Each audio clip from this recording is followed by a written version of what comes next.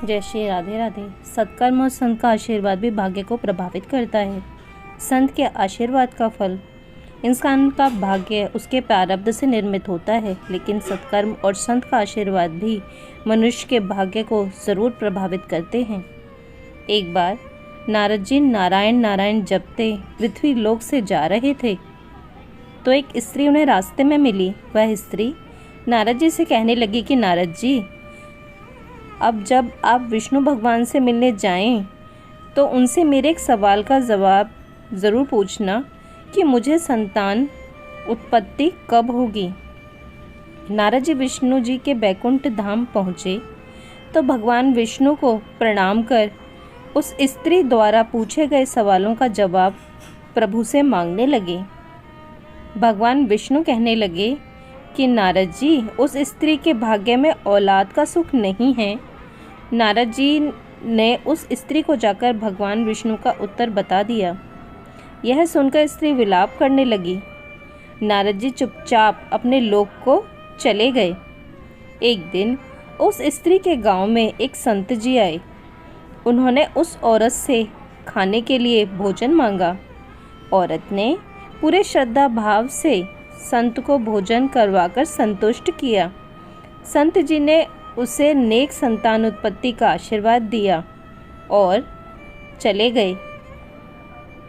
कुछ समय पश्चात उस स्त्री के घर में एक सुंदर से पुत्र ने जन्म लिया।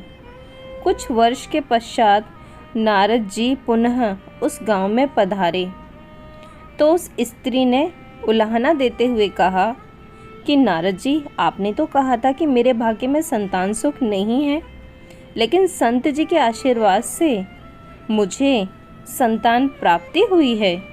इतना सुनते ही नारद जी भगवान विष्णु के पास पहुँचे, क्योंकि उनको अपने प्रश्न का उत्तर चाहिए था। नारद जी कहने लगे कि प्रभु, आपने तो कहा था कि उस स्त्री के भाग्य में संतान उत्पत्ति नहीं है, तो फिर क्या उस संत का आशीर्वाद आपसे भी बड़ा कैसे हो सकता है।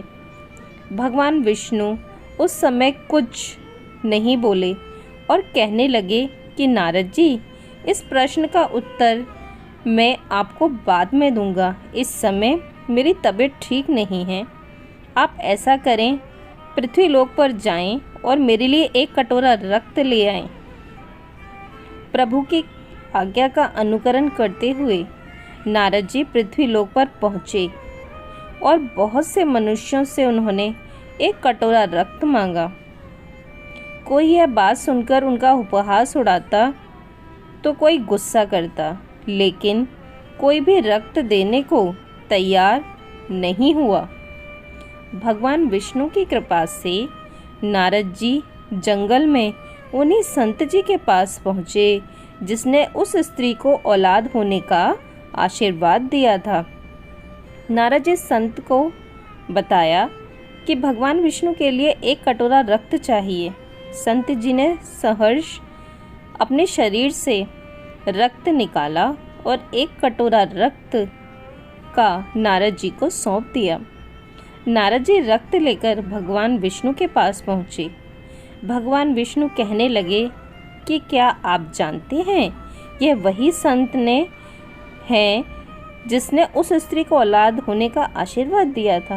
भगवान विष्णु मुस्कुराते हुए कहने लगे कि नारद जी, जिस संत ने आपके मांगने पर अपने शरीर का रक्त निसंकोच मेरे लिए दे दिया, तो मैं उस संत के आशीर्वाद को पूरा करने के लिए उस स्त्री को औलाद कैसे न देता। नारद जी, आप भी तो उस स्त्री को आशीर्वाद दे सकते थे, उसके लिए दुआ कर सकते थे, आप भी तो रक्त दे सकते थे, लेकिन आपने ऐसा नहीं किया। लेकिन उस संत ने सच्चे मन से उस स्त्री के लिए दुआ की थी और निस्वार्थ भाव से मेरे लिए रक्त दिया था।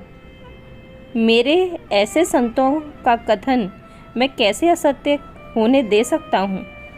इंसान का भाग्य उसके प्रारब्ध से निर्मित होता है, लेकिन सत्कर्म और संत का आशीर्वाद भी मनुष्य के भाग्य को ज़रूर ही प्रभावित करता है। ओम नमो भगवते वासुदेवाय हरे। राधे राधे। जय श्री कृष्ण।